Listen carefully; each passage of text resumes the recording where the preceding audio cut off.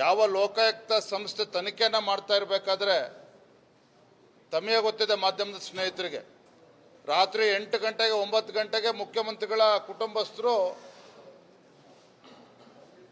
ಏನೋ ಮಾವನ ಮನೆ ಹೋಗಿ ಬಂದಂಗೆ ಅಲ್ಲಿ ಲೋಕಾಯುಕ್ತ ತನಿಖೆ ಸಂಸ್ಥೆಗೆ ಭೇಟಿಯನ್ನು ಕೊಡ್ತಾ ಇದ್ರು. ಅಂದರೆ ಎಷ್ಟು ಯಾವ ರೀತಿಯಲ್ಲಿ ತನಿಖೆ ನಡೆದಿದೆ ಅಂತೇಳಿ ಇದರಲ್ಲೇ ಗೊತ್ತಾಗ್ತದೆ. ಒಟ್ಟಾರೆಯಾಗಿ ಮೈಸೂರಿನ ಮೂಡ ಹಗರಣದಲ್ಲಿ ಸುಮಾರು 5,000 ಕೋಟಿ ಹಗರಣ ಏನಿತ್ತು, ಇದರಲ್ಲಿ ಕ್ಲೀನ್ ಚಿಟ್ ಸಿಕ್ಕಿರ್ತಕ್ಕಂಥದ್ದು ನಮಗೇನು ಆಶ್ಚರ್ಯ ತಂದುಕೊಟ್ಟಿಲ್ಲ. ಸ್ವತಃ ಮುಖ್ಯಮಂತ್ರಿಗಳು ಒಪ್ಕೊಂಡಿದ್ರು. ಏನು ಹೇಳಿದ್ರು? ಫಸ್ಟು ಸಿದ್ದರಾಮಯ್ಯನವ್ರು ಏನು ಹೇಳಿದ್ರು? ಮೂಡದಲ್ಲಿ ಯಾವುದೇ ರೀತಿ ಹಗರಣ ಆಗಿಲ್ಲ, ತಮ್ಮ ಕುಟುಂಬಕ್ಕೆ ಯಾವುದೇ ರೀತಿ ಕಾನೂನು ಬಾಹಿರವಾಗಿ 14 ನಿವೇಶನಗಳು ಬಂದಿಲ್ಲ ಅಂತೇಳಿ ಸ್ವತಃ ಸಿದ್ದರಾಮಯ್ಯನವರೇ ಹೇಳಿದರು. ಭಾರತೀಯ ಜನತಾ ಪಾರ್ಟಿ ಮತ್ತು JDS ಬೆಂಗಳೂರಿನಿಂದ ಮೈಸೂರು ಪಾದಯಾತ್ರೆನೂ ಕೂಡ ನಾವು ಮಾಡಿದ್ವಿ. ಸಿದ್ದರಾಮಯ್ಯನವರು ಒತ್ತಡಕ್ಕೆ ಮಣಿದು ನಮ್ಮ ಹೋರಾಟದ ಮತ್ತು ಒತ್ತಡಕ್ಕೆ ಮಣಿದು 14 ನಿವೇಶನಗಳನ್ನು ರಾತ್ರೋರಾತ್ರಿ ನಾವು ಹಿಂದಿರುಗಿಸ್ತೇವೆ ಅಂತೇಳಿ ಮೂಡಕ್ಕೆ ಪತ್ರವನ್ನು ಕೂಡ ಬರೆದಿದ್ರು. ನನ್ನ ಪ್ರಶ್ನೆ ಇವತ್ತು, ಗೌರವಾನ್ವಿತ ಮುಖ್ಯಮಂತ್ರಿಗಳೇ, ತಾವಾಗಲೇ ತಮ್ಮ ಕುಟುಂಬಕ್ಕೆ ಇವತ್ತು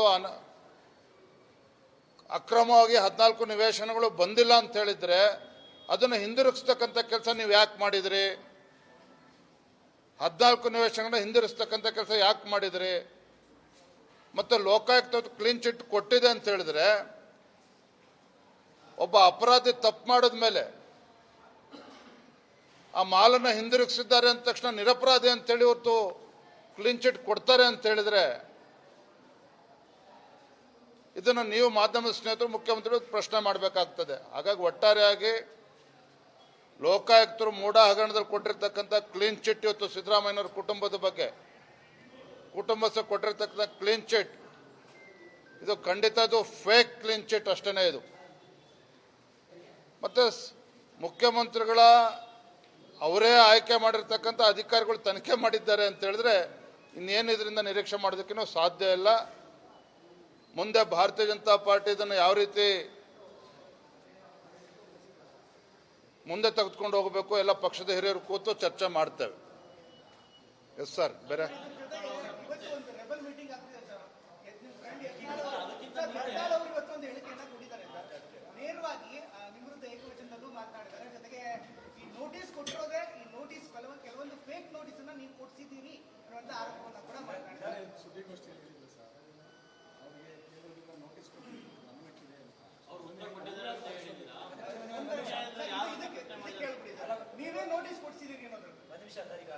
ನೀವು ಮಾಧ್ಯಮಗಳಿಗೆ ಕೊಟ್ಟು ಸುದ್ದಿಯನ್ನು ಮಾಡ್ತಿದ್ದೀರಿ ಅಂತ ಆರೋಪವನ್ನು ಮಾಧ್ಯಮದ ಕೂಡ ಮಾಡಿದ್ದಾರೆ.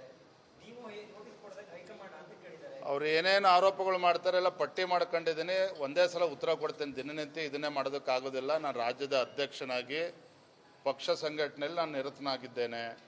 ದಿನನಿತ್ಯ ಅವರ ಹೇಳಿಕೆಗಳಿಗೆ ನಾವು ಉತ್ತರ ಕೊಡೋದಕ್ಕೆ ಸಾಧ್ಯ ಇಲ್ಲ. ಆಯಿತಾ? ಅದು ಏನು ಉತ್ತರ ಕೊಡಬೇಕು ಸಂದರ್ಭ ಬಂದು ನಾನು ಕೊಡ್ತೇನೆ.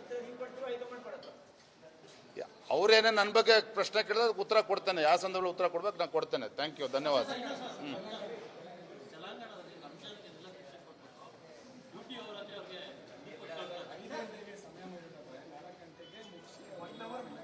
ಮಾಹಿತಿ ತೊಗೊಳ್ತೇನಪ್ಪ, ತಿಳ್ಕೊಂಡು ಮಾತಾಡ್ತೀನಿ. Thank you. ಹಾಂ, ಏನಪ್ಪ ಅಲ್ಲರಿ ಅವ್ರು ಹಿರಿಯರಿದ್ದಾರೆ, ಅವ್ರು ಹಿರಿಯರಿದ್ದಾರೆ.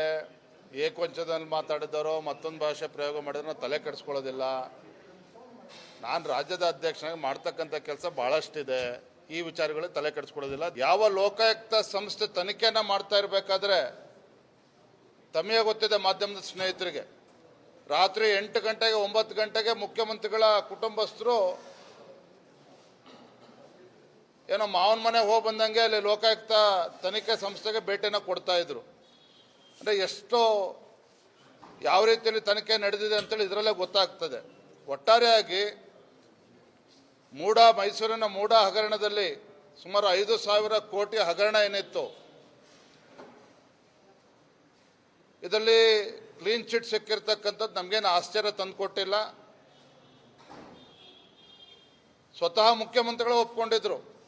ಏನು ಹೇಳಿದ್ರು? ಫಸ್ಟು ಸಿದ್ದರಾಮಯ್ಯನವ್ರು ಏನು ಹೇಳಿದ್ರು, ಮೂಡದಲ್ಲಿ ಯಾವುದೇ ರೀತಿ ಹಗರಣ ಆಗಿಲ್ಲ, ತಮ್ಮ ಕುಟುಂಬಕ್ಕೆ ಯಾವುದೇ ರೀತಿ ಕಾನೂನು ಬಾಹಿರವಾಗಿ 14 ನಿವೇಶನಗಳು ಬಂದಿಲ್ಲ ಅಂತೇಳಿ ಸ್ವತಃ ಸಿದ್ದರಾಮಯ್ಯನವರೇ ಹೇಳಿದರು.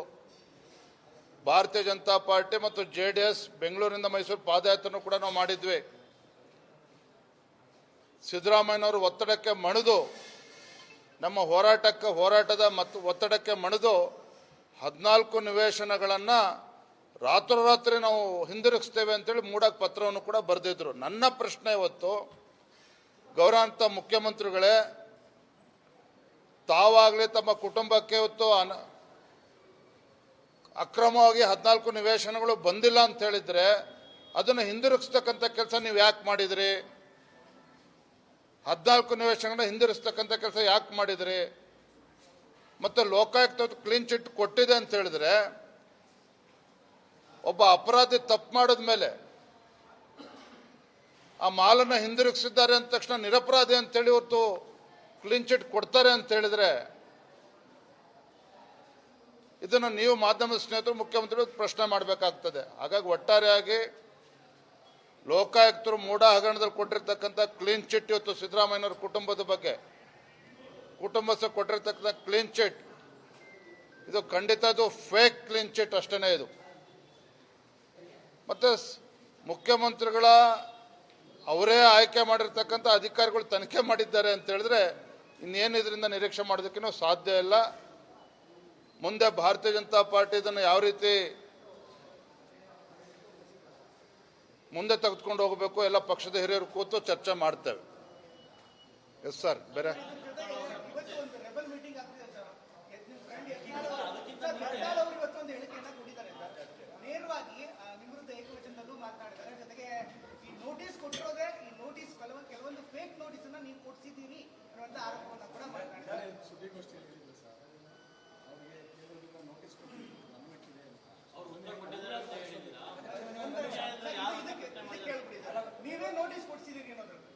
ಈಗ ನೀವು ಮಾಧ್ಯಮಗಳಿಗೆ ನಿಷೇಧ ಕೊಟ್ಟು ಸುದ್ದಿಯನ್ನ ಮಾಡ್ತಿದ್ದೀರಿ ಅಂತ ಆರೋಪವನ್ನ ಮಾಧ್ಯಮದ ಮೇಲೆ ಕೂಡ ಮಾಡಿದ್ದಾರೆ.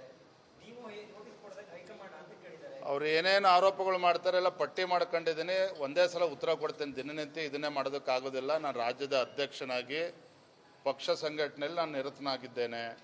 ದಿನನಿತ್ಯ ಅವರ ಹೇಳಿಕೆಗಳಿಗೆ ನಾವು ಉತ್ತರ ಕೊಡೋದಕ್ಕೆ ಸಾಧ್ಯ ಇಲ್ಲ. ಆಯ್ತಾ? ಅದು ಏನು ಉತ್ತರ ಕೊಡಬೇಕು ಸಂದರ್ಭ ಬಂದು ನಾನು ಕೊಡ್ತೇನೆ. ಅವರೇನೇ ನನ್ನ ಬಗ್ಗೆ ಪ್ರಶ್ನೆ ಕೇಳಿದ್ರೆ ಅದಕ್ಕೆ ಉತ್ತರ ಕೊಡ್ತೇನೆ. ಯಾವ ಸಂದರ್ಭದಲ್ಲಿ ಉತ್ತರ ಕೊಡ್ಬೇಕು ನಾನು ಕೊಡ್ತೇನೆ. ಥ್ಯಾಂಕ್ ಯು, ಧನ್ಯವಾದ.